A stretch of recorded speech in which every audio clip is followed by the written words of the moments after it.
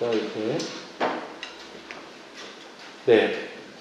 시아프렉스를 이렇게 쓰게 되면 무엇을 막아줄 수 있느냐?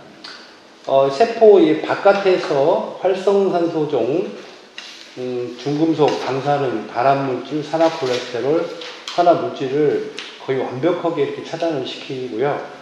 일단은 이 세포 안쪽으로는 미토콘드리아에서 나오는 많은 양의 이런 활성산소가 있습니다. 그런 활성산소를 내부 활성산소라고 하는데 그것들을 이렇게 제거해주는 역할을 하죠. 어느 정도의 먹은 사람과 안 먹은 사람 차이는 어느 정도냐? 20배 정도 차이가 납니다. 20배면은 거의 먹은 사람은 현저한 차이, 또 삶과 죽음의 차이가 있을 수가 있는 정도로 굉장히 차이가 많이 나는 그런 효과가 있습니다. 그래서 이제 시아니딘을 이렇게 복용했을 때 세포막, 핵, 미토콘드리아가 보호가 되더라. 그리고 이제 아까 말씀드린 필수지방산인데요. 이 필수지방산은 이렇게 산화가 되지 않은 필수지방산의 상태는 산소가 안으로 쭉 들어오게 되는데 산화가 된 필수지방산을 쓰게 되면 산소가 튀겨져 나가는 거죠. 그래서 이 산소가 이제 세포 안에 없기 때문에 세포성 빈혈 상태로 빠져들고 이제 그렇게 되면 미토콘드리아에서 이제 그 TCA 회로가 안 돌아가는 거죠. 안 돌아가다 보니까 에너지를 못 만들고 이제 그런 기능이 세포의 기능이 훅 떨어지고 이제 그러면서 핵이 그 저산소 상태에서 암의 세포로 바뀌게 되는 그런 최악의 상황까지 오게 됩니다. 그래서 우리가 지금까지 알고 있었던 빈혈은 헤모글로빈성 빈혈은 혈액 내에서의 빈혈이고 지금 이렇게 세포막이 산화돼 버리면 세포성 빈혈이에요. 그러니까 헤모글로빈성 빈혈은 어지럽고 뭐 산소 공급이 좀 안 되는 부분이겠지만 산소가 아무리 공급이 잘 되더라도 저렇게 세포막이 산화되어 있으면 저 세포막이 산화된 세포에서는 암이 터질 수가 있다. 이렇게 볼 수가 있죠. 그래서 절대 중요한 게 이제 노유파를 사용을 해야 된다는 거예요. 산화되지 않은 필수지방산을 꼭 써야 되는 게 중요해요. 프로스타글란딘 아까 말씀드렸지만 이 프로스타글란딘은 무엇을 하냐면 혈당, 혈압, 콜레스테롤, 면역을 조절한다 이렇게 나와 있어요. 근데 제일 중요한 부분들이죠. 그다음에 이제 클로플렉스는 아까 말씀을 안 드렸지만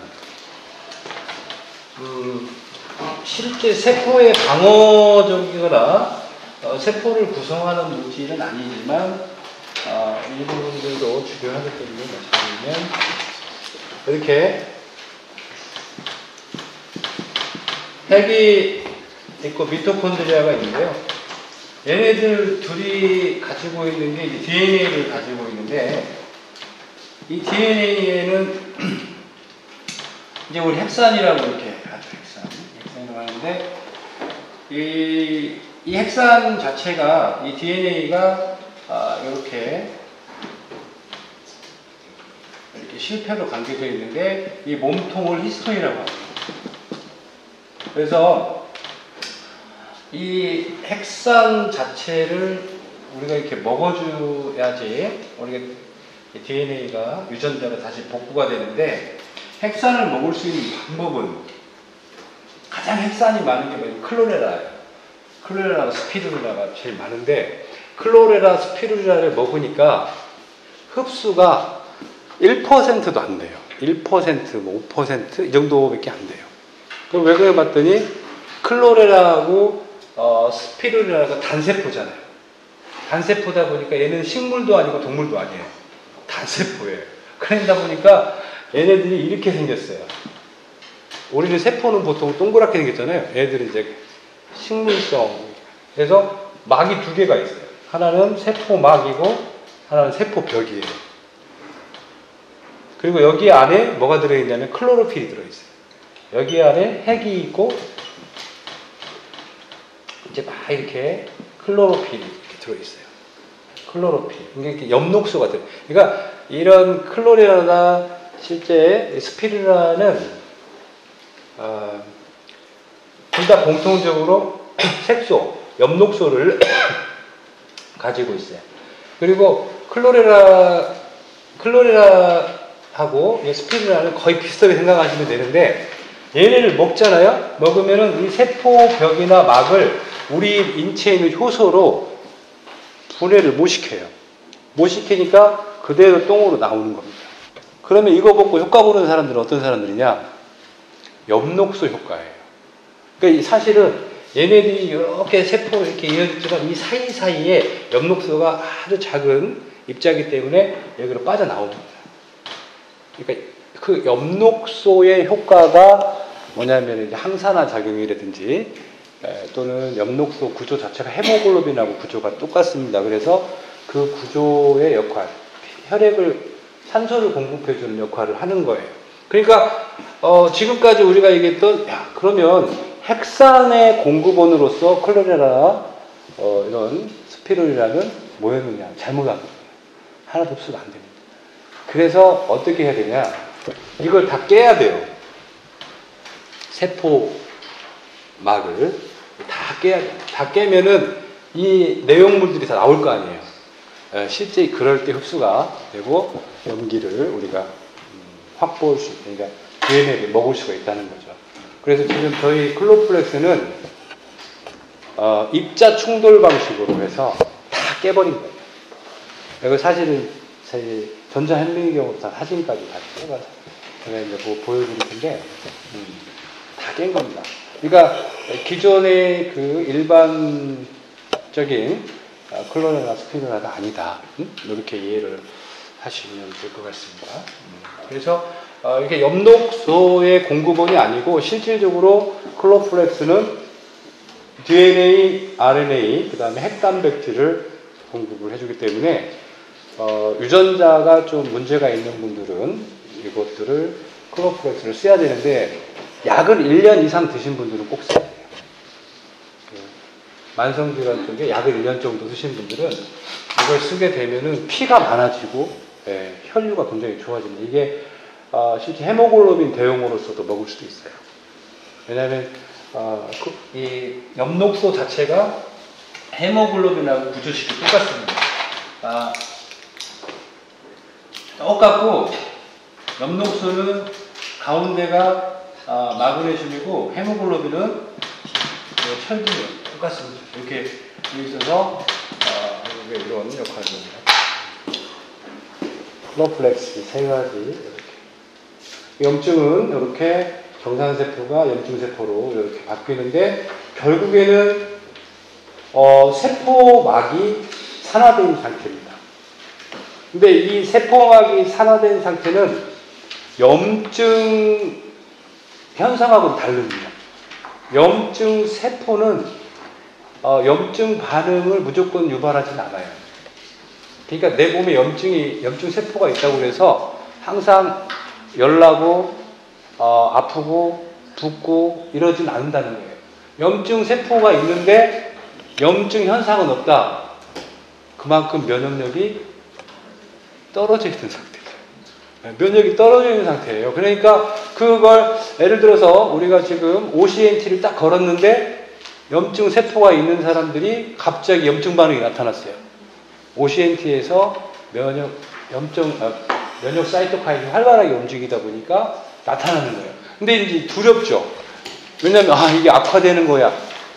이게 이게 지금 나빠지는 거 아니냐. 굉장히 두려운 거죠. 그래서 우리는 이것을 호전 반응이라고 얘기를 합니다. 근데 이 반응을 겪고 나면 몸이 굉장히 가벼워지고 좋아지는 거예요. 근데 나는 어떤 사람은 나타나고 나는 왜 안 나타나느냐인데 안 나타나는 사람은 아주 빨리 없어지는 경우도 있어요. 못 느낄 정도로. 그리고 나타나는 사람은 아주 크게 예민한 사람들이고 그래서 한 30% 정도에서 호전 반응이 나타납니다. 그래서 우리가 이제 그 호전 반응이 나타날 때는 굉장히 좋은 현상이라고 봐야 돼요.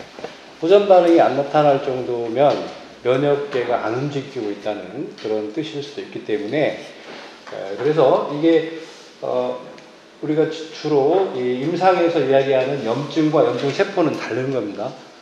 염증 세포는 나쁜 거고요. 염증은 좋은 현상이다. 염증 세포가 있기 때문에 염증 현상으로 넘어가는데 그 염증 현상의 주체는 백혈구라는 거예요. 백혈구들이 다 잠자고 있거나 늘어져 있으면 염증 현상이 나타나지 않습니다. 대표적인 염증 현상이 통증, 발열, 부종 이 세 가지가 안 나타나는 거죠.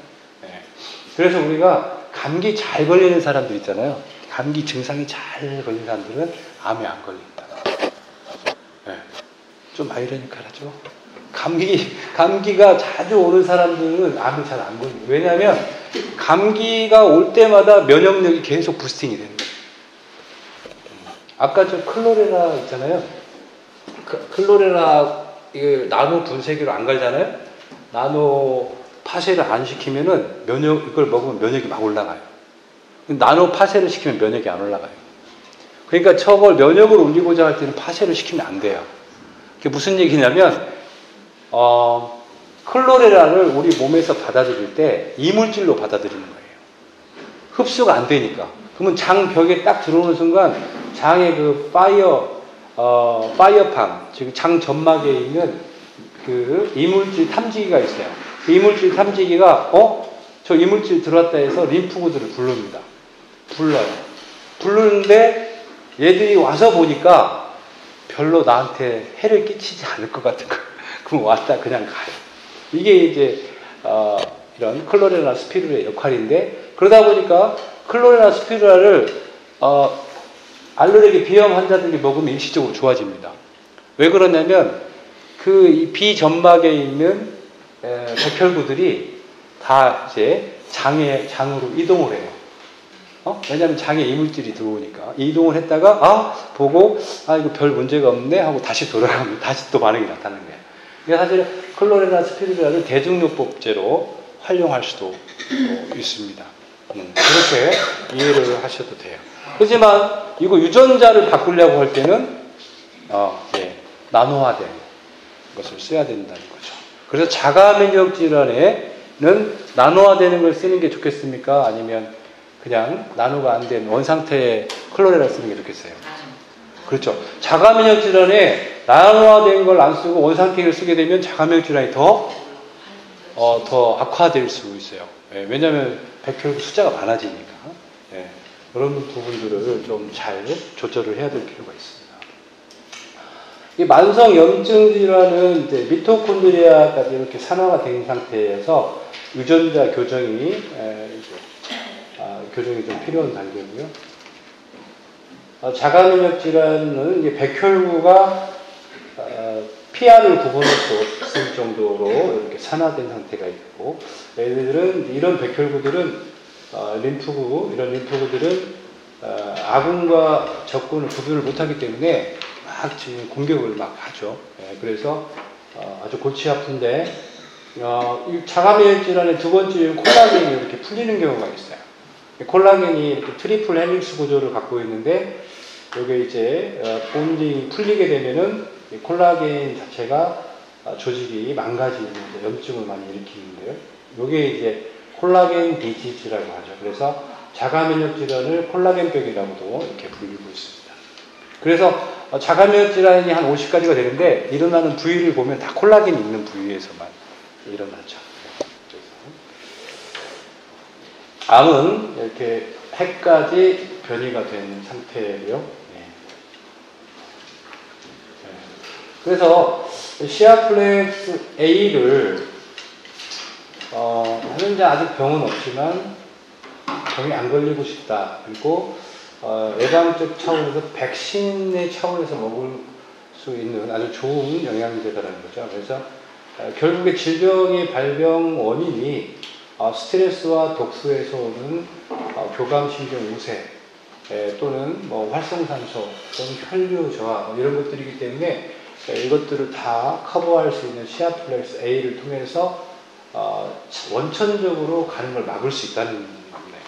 그러니까 이제 암도 막을 수도 있고 자가 면역 질환, 치매 이런 것들도 다 똑같다는 거죠. 그러니까 결국에 이런 항산화 해독 능력이 뛰어난 그 다음에 혈류 확보 능력이 뛰어난 물질을 먹었을 때 우리가 50대 이상에서 나타나는 많은 이런 치명적인 만성 질환을 사전에 차단할 수가 있다는 하는 부분들이 있죠. 일단은 이제 예방 차원이 아니고 이미 염증이 있다. 뭐 당뇨나 혈압, 고지혈증, 불임, 난임, 이런 것들에 대한 췌장염, 신장염, 포도막염 이런 것들이 있을 때 이런 것들을 우리가 시야하고 유파, TM은 옵션이긴 한데요. 이건 이제 뭐냐면 트레이스 미네랄이에요. 그러니까 우리가 잠깐 이제 항산화 효소 체제를 좀 공부를 하면 우리가 일반적으로 아연, 망간, 구리, 셀레늄, 이런 게 있는데 철분 이게 있는데 철분을 우리가 이런 빈혈 헤모글로빈의 원료로만 알고 있지만 실제 이 다섯 가지는 항산화 미네랄이에요. 그래서 아연 SOD라고 들어보셨죠? 네. 망간 SOD. 네. 그리고 이제 요거 세 개는 이제 카탈라이즈의 조효소예요. 그러니까 결국에 SOD에서 카탈라이저 이것은 이제 카탈라이즈는 H2O2를 이제 분해시키는 거고, 이것은 이제 SOD는 슈퍼옥사이드 이온을 H2O2로 만드는 거죠. 그래서 이 H2O2를 다시 카탈라이즈를 해서 이것을 이제 분해를 물로 이렇게 분해를 시키는 거죠. 그러니까 이 세 가지는 카탈라이즈의 주요소, 촉매 역할을 하고 이 두 가지는 SOD, 슈퍼옥사이드 디스뮤테이스의 보조 효소, 촉매 역할을 합니다. 그러니까 결국에 이 다섯 가지는 항상 같이 뭉쳐 다녀야 되는 거죠. 그래서 여기에 바이오플라보노이드, 시아니딘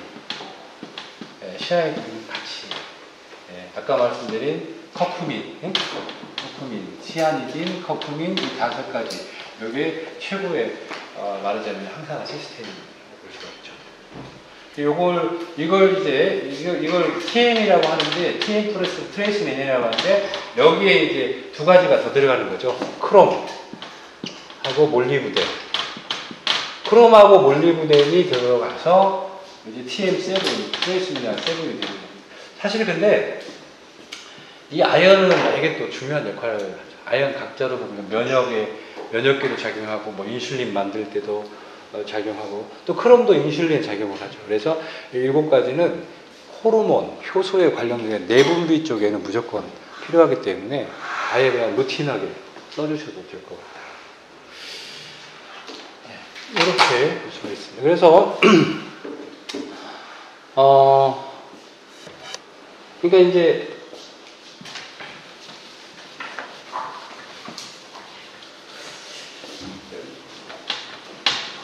실제 가장 문제가 되는 활성산소가 있습니다. 이거 이제 H2O2가 있고 여기에서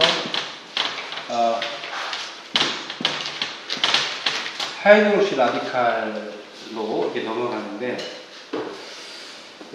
실제 이 하이드록시 라디칼로 넘어가게 되면 이건 엄청난 발암물질이에요. 이건 바로 암을 유발하고 이건 이제 우리 소위 말하는 이제 부전증을 유발하고 요것은 이제 염증을 유발을 하는데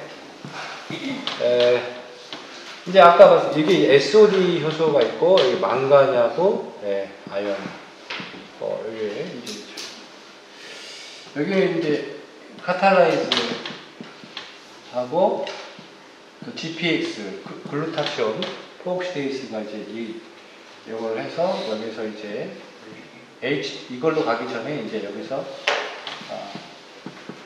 물로 이렇게 만들어주는 역할을 하고, 이제 이게 부족한 경우에, 부족하거나 이게 너무 많은 경우에 여기 이제 하이드록시 라디칼로 넘어가게 되는데, 이 하이드록시 라디칼을 제거할 수 있는 이런 물질이 그렇게 많지 않아요. 사실은 그래서 이게 되게 큰 문제예요. 그래서 이걸 제거할 수 있는 게 바로 시아니딘입니다. 완벽하게 제거를 할 수 있습니다. 시아니딘을 그래서 꼭 써줘야 되는 이유가 이 하이드록시 라디칼, 이것들을 제거하기 위해서 써주는 거예요. 보시면 되겠습니다.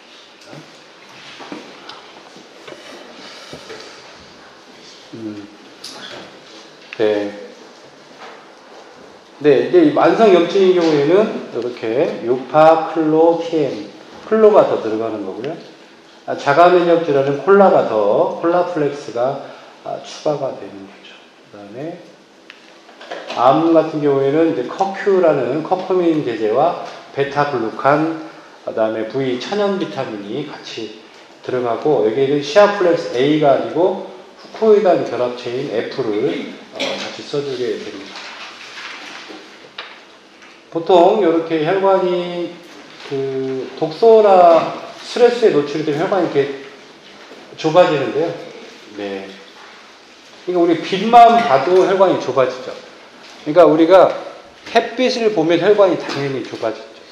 그래서 혈압이 제일 높을 때가 해가 가장 높이 떠 있을 때가 혈관이 가장 높아요. 해가 저물면서 혈압이 떨어지기 시작합니다. 네. 그러니까 혈압이 확 올라갈 때는 혈관이 좁아져요. 그래서 약국에 오는 손님들 중에 통증, 두통으로 오는 분들이 대부분 저녁 때 많이 오는 이유가 혈관이 좁아져 있을 때는 두통이 안 오고, 혈관이 넓어질 때 두통이 오죠.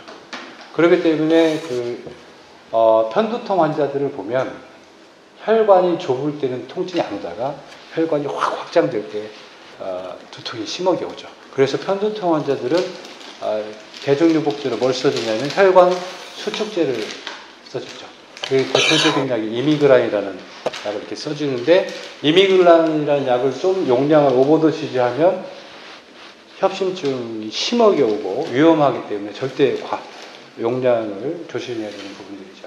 근데 시아니딘, 우리 시아플렉스를 먹으면 편두통의 그 완치율이 95%가 돼요.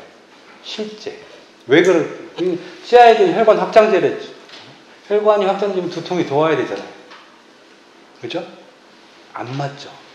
그런데 실제 편두통 환자한테 써보시면 빠른 경우에는 3일이면 편두통이 사라지는 경우가 있어요.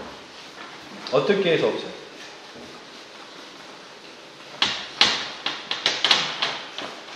예. 정상 혈관이 4차선인데요. 편두통 환자들의 공통점, 스트레스에 취약해요. 혈관이 취약하다는 거예요. 그러니까 스트레스라든지 미세먼지 독소가 확 들어오잖아요. 그러면 이런 편두통 환자들은, 편두통 유전자가 있는 그런 분들은, 다른 사람들은 혈관이 3차선으로 줄어드는데, 편두통 있는 분들은 바로 스트레스 조금만 받아도 1차선으로 줄어들어요. 그런데 이렇게 가는 동안은 통증이 없어요. 근데 1차선으로 줄어들었다가 갑자기 어떤 환경이 다시 풀리잖아요. 그러니까 스트레스 환경에서 좀 릴리스가 되잖아. 그럼 이럴 때 4차선으로 쫙 올라오면 통증이 없죠. 근데 그게 아니고 딜레이션이 8차선 이걸 이제 반동성 확장이라고 해요.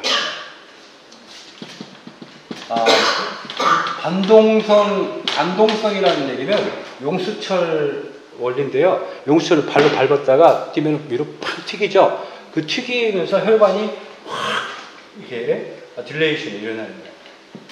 이럴 때 막 혈관이 튀어나오는 거예요. 이렇게 막 편두통 환자들 보면 이렇게 튀어나오죠. 엄청난 통증이 옵니다. 그런데 이럴 때 보통 이제 병원에 가죠. 미가펜, 약국에서도 미가펜, OTC로 나오나요?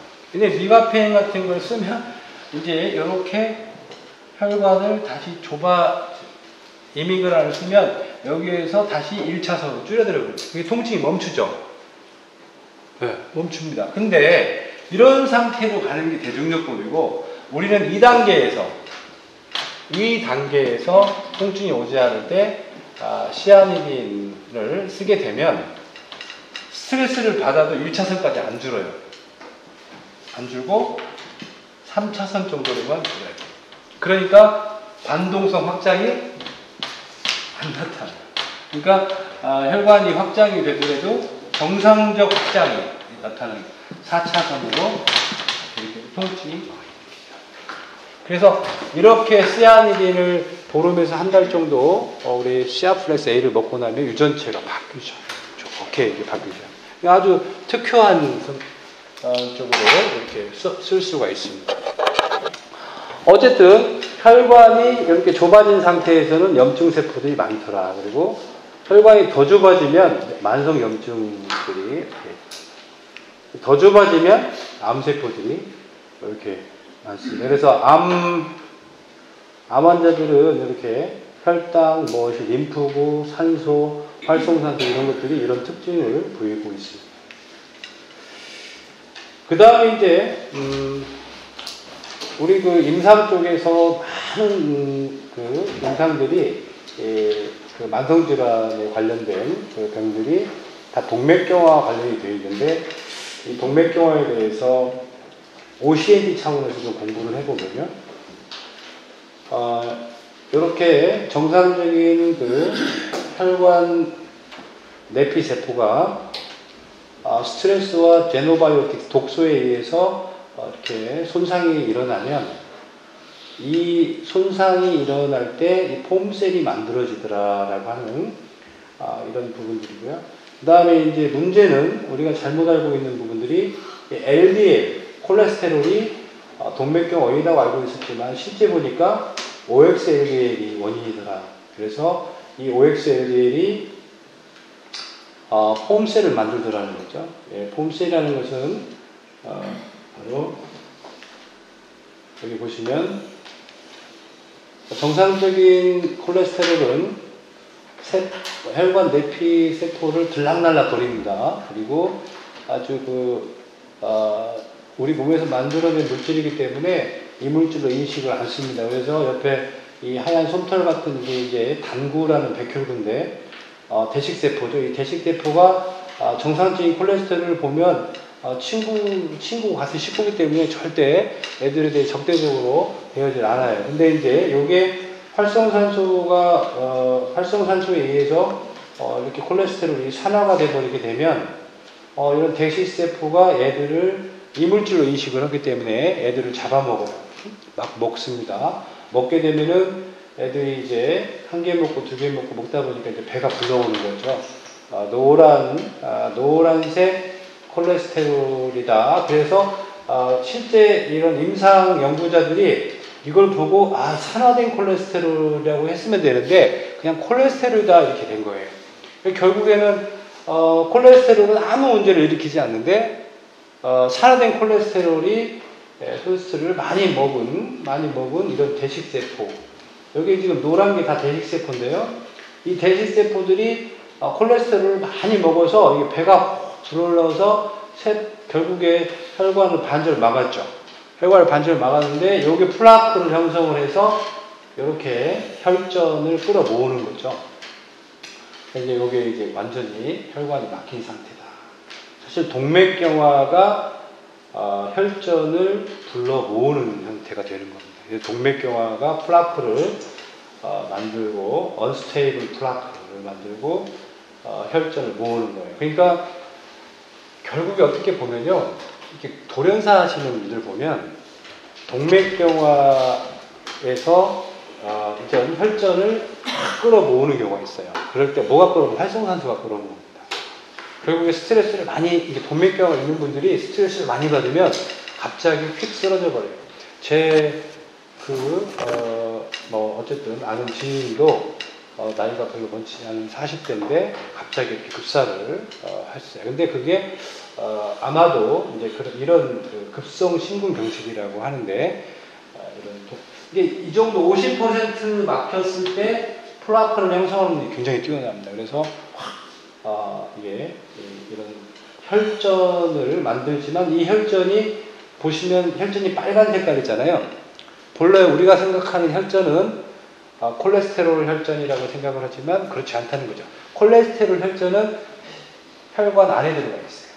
혈전이 아니고 혈관 안에 동맥경화를 이루고 있고 혈관 바깥으로 나오는 것은 이 혈전은 다 혈소판 내지는 적혈구 혈전이에요.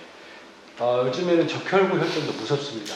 그러니까 적혈구도 연전을 막 자기들끼리 달라붙어요. 붙어가지고 이제 그 전혀 출혈이 없음에도 불구하고 이렇게 심장마비가 오는 경우라든지 혈소판이 부족함에도 불구하고 심장마비가 오는 경우가 적혈구 혈전이 많이 만들어지더라는 거죠. 그러니까 여기 혈관이 이렇게 있는데 적혈구가 혈소판보다 훨씬 많거든요. 숫자도 훨씬 많이 있는데 이게 적혈구들이 이렇게 연전이 일어납니다. 포도 클러스터처럼 막 이렇게 일어나서 요게 이제 아까처럼 혈관을 확 막아버리면 그때 이제 심장마비가. 네, 보통 혈관이 손상이 되더라도 이렇게 골수에서 EPC라고 하는 그 줄기세포가 나와서 손상된 혈관들을 이렇게 복구를 이렇게 시키고요. 그 다음에 동맥경화가 50% 정도 된 사람보다 90% 동맥경화가 된 경우가 더 안전하다는 말이 있습니다. 왜냐하면 실제 이렇게 동맥이 있는데 여기가 이렇게 한 90% 막히잖아요. 이렇게 90%가 이렇게 막히게 되면 얘네들이 막히기 전에 이미 뭘 막으냐면 신생혈관을 이렇게 만들어요. 그러니까 우회 도로를 이렇게 만들어서 설령 이게 막히더라도 살 수 있게 만드는 거죠. 이게 이제 관상동맥에서 이게 일어나는데 그러니까 이 90% 막혔을 때는 이 혈관이 이렇게 만들어지는데 이게 한 50%만 막혔다. 50%. 이 공간이 있잖아요. 그럼 혈관이 아직 안 만들어졌죠. 안 만들어진 상태에서 아까처럼 적혈구성 혈전이 여기를 이렇게 막아버리면 아니면 스트레스를 받아서 이게 더 혈관이 수축을 한다든지 하게 되면 이 상태가 3분에서 5분만 가도 이제 치명적이다 하는 거예요. 그러니까 사실은 이제 혈관에서 혈전만 제대로 만들지 않으면 돌연사나 급성 심근경색을 막을 수가 있다는 거죠. 네. 그렇게 볼 수 있습니다. 그래서 저 EPC 이렇게 신생혈관을 만드는 이런 세포를 EPC라고 이렇게 합니다. 그래서 이제 폼셀을 이렇게 시아프레스와 유파프레스를 통해서 림프절로 이동을 시킬 수가 있다. 이 거품세포 자체가 백혈구이기 때문에 이렇게 해독이 된 상태에서 세포막의 기능을 좋게 해주면 자기 스스로 이동을 한다는 거죠.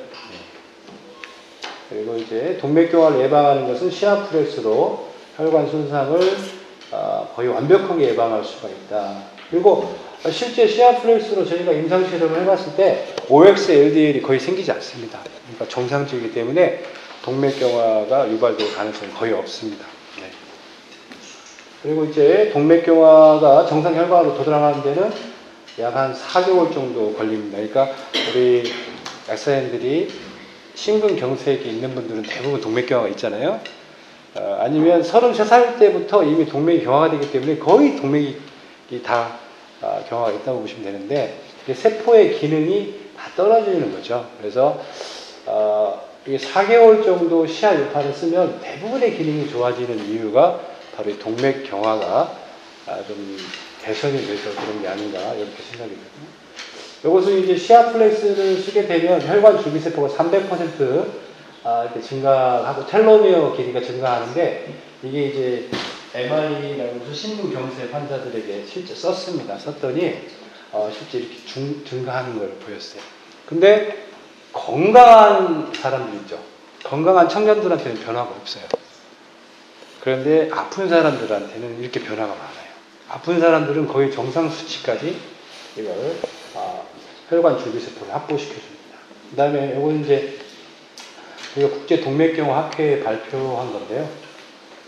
여기 지표들이 많이 있죠. OXLDL, CRP, 인터로킨 6, 이제 안지오텐신, 컨버팅 엔자임, 뭐 이런 것들, 아디포넥틴, 인슐린, EPC 이런 것들이 시아플렉스를 썼을 때 다 개선이 30에서 300%까지 되더라. 그래서 이것들을 실제 스타틴, 아스피린, 혈압약 먹고 있는 이런 환자들에게 같이 투여해도 아주 훌륭한 성적을 보여줬다. 네, 이것은 이제 스트레스와 독소가 하이폭시아, 저산소증을 유발해서 NF-카파비와 TNF-알파 같은 염증성 사이토카인을 증가시킨다. 이게 증가시키는 것은 세포가 파괴됐기 때문에 파괴된 세포를 복구시키기 위해서 증가를 시키는 건데요. 이럴 때 이렇게 자연스럽게 올라가는 것이 TNF-알파나 NF-카파비다. 이것들을 약으로 누르면 계속해서 그 염증이 악화되기 때문에 약으로 누르지 않고 OCAT를 하면 활성산소종이 제공되고 혈관 수축을 막기 때문에 저산소증이 발생이 안 된다는 거죠. 그래서 저산소증이 해결이 되기 때문에 NF-카파비를 많이 만들 필요도 없고 TNF-알파를 많이 만들 필요가 없다. 그래서 이게 다 정상적으로 조절됩니다. 결국에 핵심은 해독과 혈류, 그 다음에 세포막 복원으로 인해서 저산소증을 해결하는 거예요. 핵심은. 그러니까 모든 병은 활성산소와 독소, 그 다음에 저산소증, 세포막 산화 이걸로 오는 거예요. 이것들을 해결해주면 유전자도 정상적으로 다 우리가 복구가 된다는 거예요. TNF-알파, 인터로킨 6와 인터로킨 8의 수치가 90%까지 이렇게 감소되는 걸 볼 수 있습니다. 네.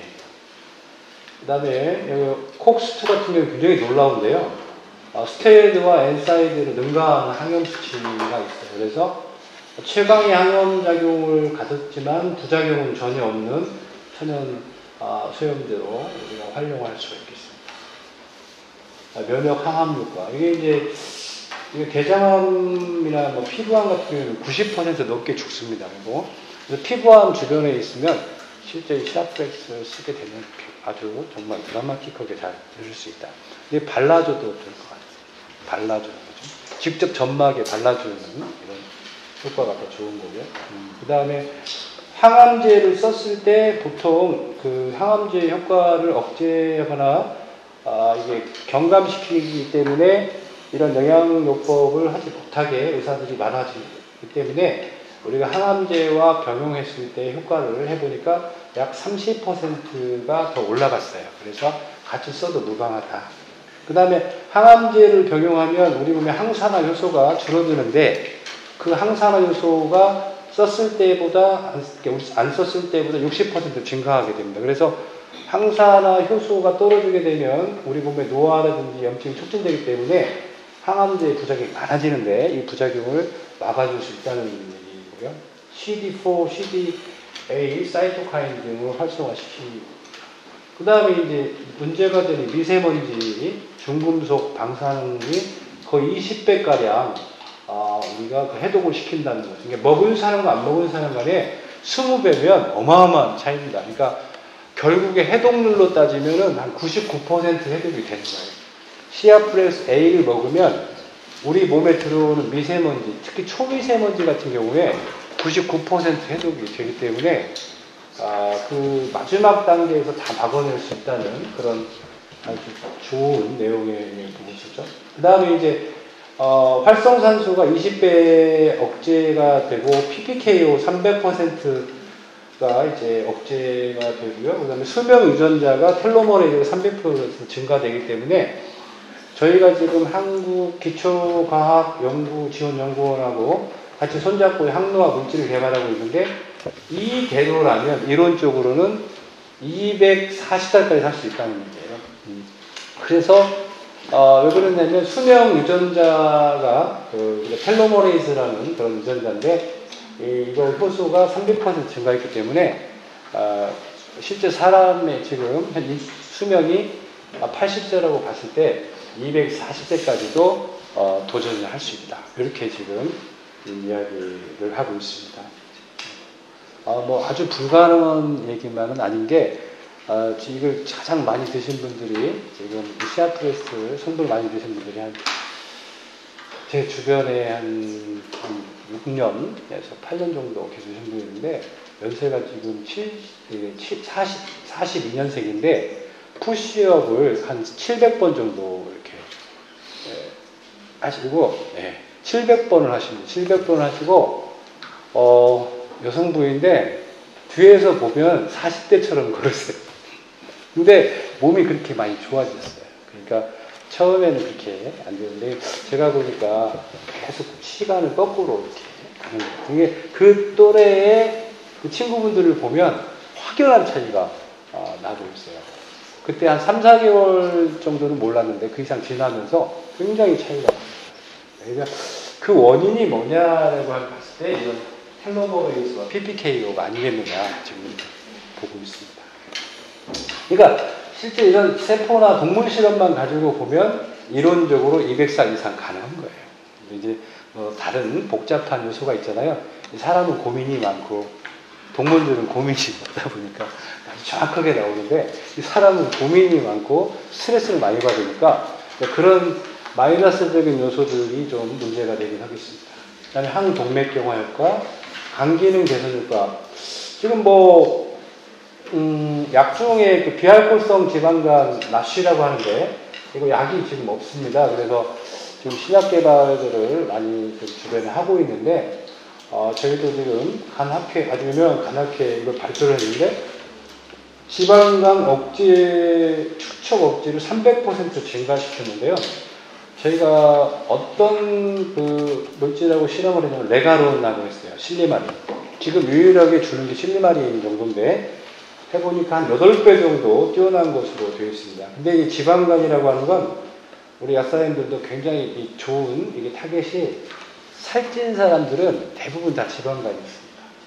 간이 노랗게 되는 거예요. 간이 노랗게. 근데 지금 지방간이 뭐가 문제있냐면 비알코올성 지방간은 술을 끊으면 되는데 술을 안 마시면 되지만 지금의 비알코올성 지방간은 다 음식에서 오기 때문에 앞으로 더 커질 건데 이게 지금 지방간에 염증이 오는 거죠. 그 지방간염이라고 하는데 이게 이제 간경화가 된다는 거예요. 간암이 되는데 이게 지방간염에서 간암으로 되는 게 앞으로 B형 간염보다 더 많아질 거라고 하고 있습니다. 결국에 이런 백신을 간암에 대한 백신을 앞으로는 B형 간염 바이러스가 아니고 시아프렉스 A로 백신을 맞는 거죠. 결국에 이런 바이러스 질환이 아니잖아요. 바이러스가 아니고 지방간이 축적이 안 되도록 계속해서 관리를 우리 약국에서 해줘야 된다고 생각을 합니다. 사실 백신이라고 하는 게 병을 막아주는 미리 쓰는 이제 예방요법이잖아요. 백신을 우리가 실제 뉴트라시티칼로 백신을 활용을 할 수 있다는 거죠. 그 다음에 이제 이번에 위보호 효과가 오메프라졸보다 더 뛰어나게 지금 나왔고요. 그 다음에 오메프라졸 부작용이 전혀 없게 나오고 있습니다. 그 다음에 항당뇨 효과, 기관지염, 콕스 억제. 콕스 억제가 20배가 이게 염증 질환에 무조건 쓰면 굉장히 좋다. 그 다음에 박테리아와 바이러스 지금 실험을 했고요. 저희가 바이러스 실험을 지금 타미플루보다 한 4배 이상 좋게 나오고 있습니다. 타미플루는 근데 이제 환각이 나타나잖아요. 되게 위험하잖아요. 아이들이 막 뛰어내리고 아파 뛰어내리고 그러기 때문에 부작용 없는 천연 타미플루다 이렇게 보시면 되겠습니다. 그 다음에 체중이 좀 많이 조절이 되고 비만에 대한 효과. 췌장염에도 쓸 약이 없는데 췌장염 있는 경우에도 아주 좋은 효과를 이렇게 보이고 있습니다. 연구 개발 기관은 저희 대학병원들하고 주로 이렇게 일을 하고 있고요. 루푸스가 이렇게 치료 완치된 케이스죠. 한 3개월 정도. 한 10년 된 루푸스 환자인데 저렇게 입술이 궤양이 생긴 입 안에도 다 궤양이 생깁니다. 스테로이드, 뭐 면역 억제제, 항암제까지 이렇게 쓴 상태인데 아주 굉장히 빠른 속도로 사라졌습니다. 이분은 주부습진 5년 된 주부습진인데 이것도 사라졌고요. 그 다음에 이거 이제 혹이 이렇게 떨어진 케이스인데 사실은 우리 내장에 혹이 많습니다. 뭐 우리가 모르는 뭐 대장이라든지 초장, 용종, 위 이런데 선종이나 용종이 굉장히 많은데 사마귀 같은 경우에도 많이 떨어져요. 이게 OCNT를 하면. 그러니까 우리 몸에 이물질 세포들이 많이 이렇게 제거시키는 것을 볼 수가 있는데 제 나름대로 생각을 해보니까 저희가 이제 신생혈관을 억제하는 그런 효과가 시아플렉스에 있는데 이렇게 세포가 터질 때 혈관을 이렇게 만드는데요. 혈관을 만들어서 새로운 세포를 이렇게 만듭니다. 근데 이런 세포들은 대부분 비만세포, 암, 뭐 종양, 뭐 이런 세포들이거든요. 정상적인 세포들은 절대 이렇게 혈관을 만들어서 영양분을 주지를 않거든요. 그런데 그 비만세포와 암세포 다른 이런 양성 종양 이런 세포들, 튜머라고 하는데 이런 세포들은 대부분 이렇게 혈관을 만들어서 방사형으로 이렇게 확장이 돼요. 그러니까 그래서 저희가 시아니딘을 써보니까 이 혈관이 다 없어져요. 이 혈관이 다 이제 제거된다는 거죠. 그러니까 이 혈관이 어느 정도 제거되면 원래 100개였으면 한 20개 정도로 없어져 버려요. 그러니까 거의 다 제거되는 거예요. 그러다 보니까 나중에 보면은 얘가 없어져 있어요. 왜냐하면 스스로 커가지고 못하니까 없어져 버리니까. 그러니까 우리 몸에 있는 용종이나 선종, 그 다음에 사마귀 이런 것들도 우리 세포하고는 굉장히 이질적인 세포들이잖아요. 걔네들이 만드는 방식이 이런 신생혈관을 통해서 걔들이 세력을 커가는 건데 여기 시아플렉스가 이걸 다 자르는 것 같아요. 그래서 발라주는 경우에는 더 효과적이겠죠. 특히 이제 피부 쪽에 튀어나와 있는 거는. 그래서 대장 쪽에는 굉장히 대장이나 위쪽 이것도 사실은 먹어주고 발라주고 해서 골프공 크기의 혹이 확 떨어져 버린 케이스. 그래서 한 30개 되는 용종이 한 달 만에 없어진 케이스도 굉장히 많이 있어요. 수십 개 되는 용종 다 잘라낼 수 없잖아요. 다 할 수 없을 때 저 시아플렉스를 통해서 이렇게 제거시키는 경우도 많습니다. 이것은 위암인데요. 위암이기 되는데 한 3주 정도 복용을 해서 90% 위암 세포가 사라진 케이스가 되겠습니다. 이것도 거의 마찬가지인 것 같아요. 이런 개념이 아니겠네요. 그다음에 멜라노시스가 좋아진 8개월 만에 좋아진 케이스고요. 티눈, 그다음에 사마귀. 이게 시아플렉스를 이렇게 우리가 OCT를 하면 얼굴들이 다 환해지고 깨끗해진다. 뭐 이렇게 말씀드릴 수가 있겠습니다. 피가 잘 돌고 줄기세포가 많아지니까. 그다음에 이것은 종괴인데 이것도 보름 만에 이렇게 사라진 케이스고요. 이건 아토피, 이것은 태열, 이건 하지정맥류가 이게 되겠습니다. 네, 뭐 여기 클리니컬 케이스는 되게 많이 있어서 제가 일일이 다 설명을 드릴 수는 없지만 어떤 약사님들이 이거 뭐 연골도 살아납니까 이렇게 물어보는데 사실은 연골도 세포예요. 뼈도 세포고 다 세포입니다. 이게 세포 수준에서 우리가 뼈가 꼭 칼슘으로 이루어졌다는 생각을 하시면 안 되고 그것은 하나의 다 세포들이 관여를 하기 때문에 다 가능합니다. 자, 이제 이렇게 OCNT를 하고 나서 골다공증 현저하게 좋아졌다라고 하는 경우도 있고 연골이 다시 살아났다라는 경우도 있고 그 다음에 아이를 전혀 못 가졌는데 아이를 이렇게 잘 갖게 됐다라고 하는 경우도 있고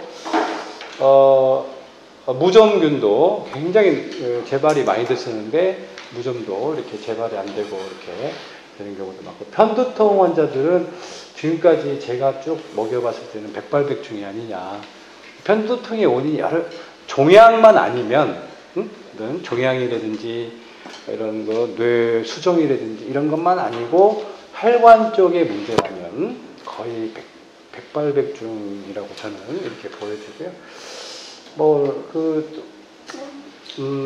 좀 약국에서 사실 다루기가 제일 힘든 게 자가면역 질환인데, 오히려 이 메커니즘으로만 보면 자가면역 질환이 아주 딱 잘 들어맞는 메커니즘이에요. 자가면역 질환이 생기는 원인은 세포막이 망가져서 그렇고, 스트레스와 독소가 우리 몸에 들어와서 활성산소를 많이 유발하고 세포막이 많이 망가지고, 거기서 하이폭시아, 저산소증이 나타나서 TNF-알파, NF-kappaB, COX-2가 쫙 올라가는 거거든요.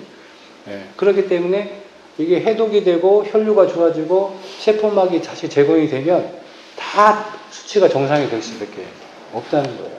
그러니까 이제 정상이 되는 방법이 좀 다르다. 근데 이제 이게 뭐냐면, 마지막으로 아까도 이제 말씀이 드렸지만, 나중에 오신 분들을 위해서 우리가 100이 정상이라고 그래요. 근데 이 자가면역 질환 있는 분들은 200이에요. 수치가. 그러니까 200이 되기 때문에 애들이 면역 증상이 나타나는 거예요. 면역 증상이 심하게 나타나는 거예요. 그래서 이 200에서 우리가 이니비터, 즉 이제 드럽을 쓰게 되면은 100으로 떨어지면 되는데, 이게 약을 썼을 때 50까지 떨어지는 거예요. 그러니까 수치가. 그러니까 이 200이라고 하는 사이토카인, 아까 TNF-알파라든지 NF-kappaB 수치가 100이 정상인데, 약을 쓰면 200이어서 약을 쓰면 50까지 떨어진다는 거죠.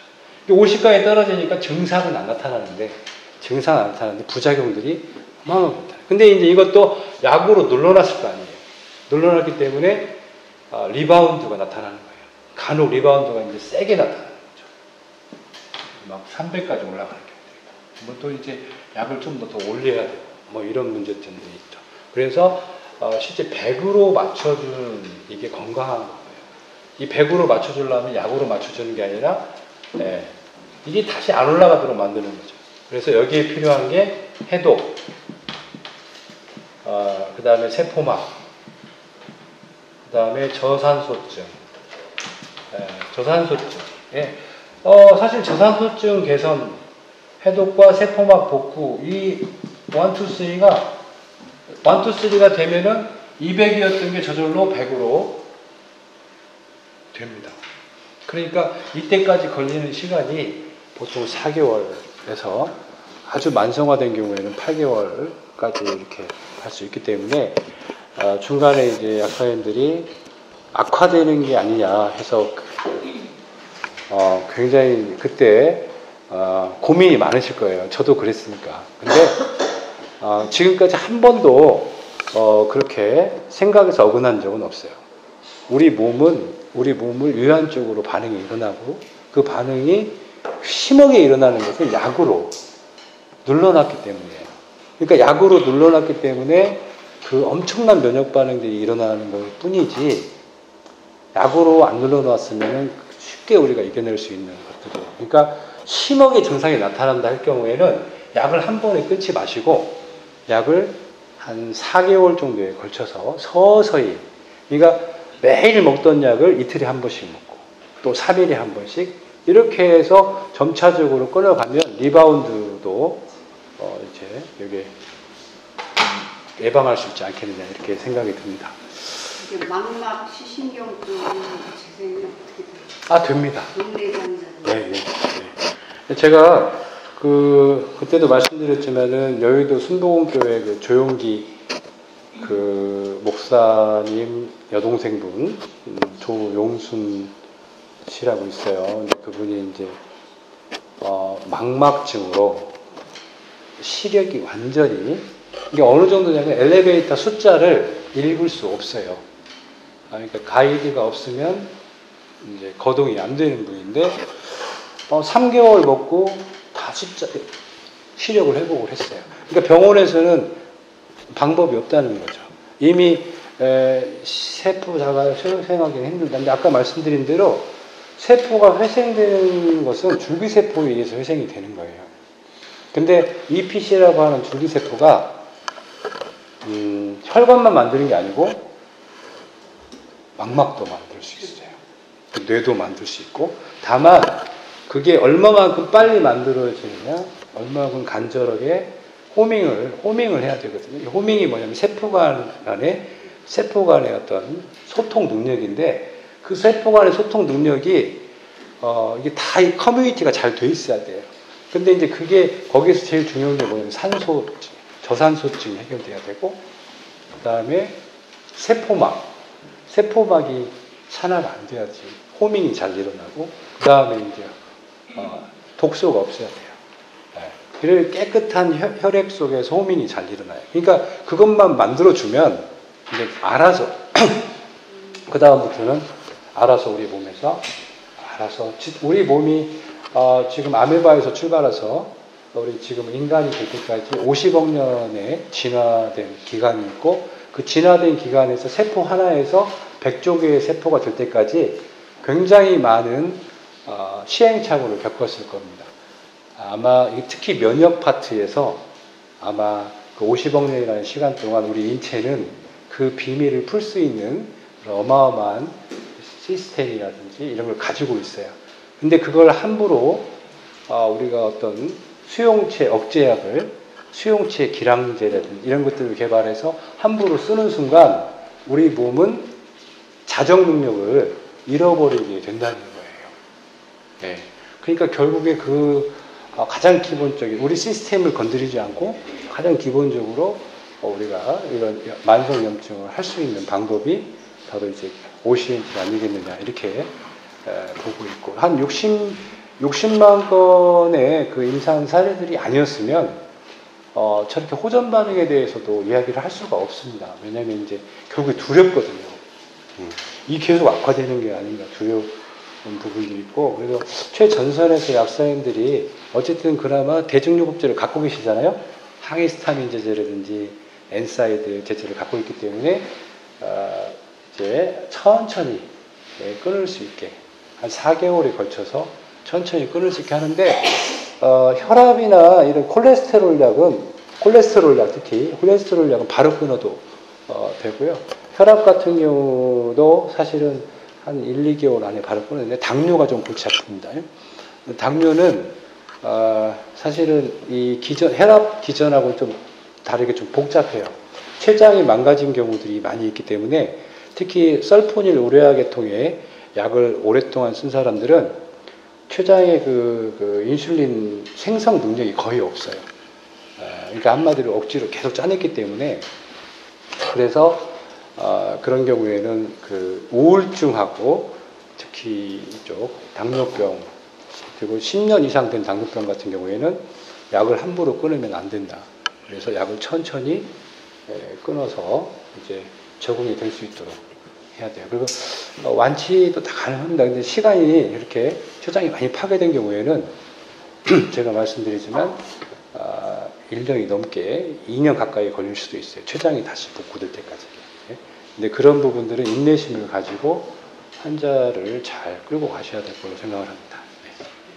시아플렉스 A하고 F는 어떤 차이가 있나요? 사실 A가 더 대중적인 거고요.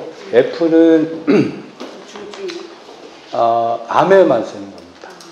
네.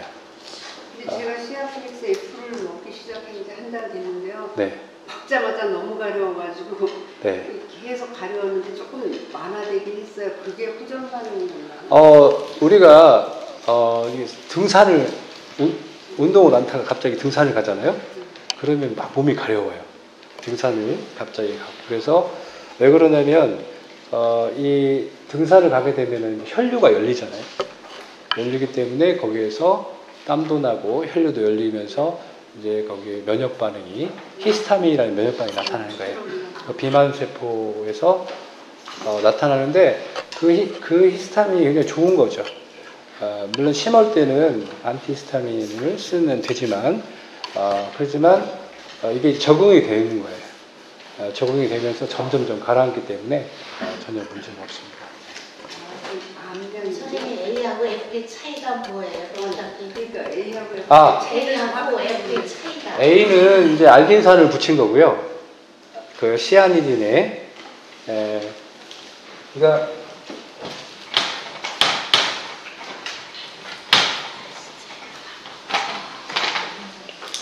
이 시아니딘은 염증, 항염, 항암 모든 파트에 다 쓸 수가 있는데요. 이것들을 저희가 이제 두 가지로 나눈 거예요. 항염 파트에 쓰는 시아니딘, 그 다음에 항암 파트에 쓰는 시아니딘. 그래서 항염 파트에 쓰는 것은 알긴산을 이제 나노 컴플렉스로 만들었고, 이 항암 쪽은 후코이단이라고 해요. 후코이단을 붙여서 나노 컴플렉스를 만든 거예요. 네. 그래서 지금 제가 말씀드린 대부분의 만성질환은 피아프렉스 A를 쓰셔도 됩니다. F는 가격도 비싸잖아요. 비싸기 때문에 그냥 암 쪽에만. 선생님 효과가 훨씬 더 증가되나요? F가요? F를 먹으면 A 먹을 사람들 다 낫는 거잖아요. 그렇죠. 네, 약간 여유 있는 분들은 F로 드셔도 됩니다. 네, 여기까지 마치겠습니다.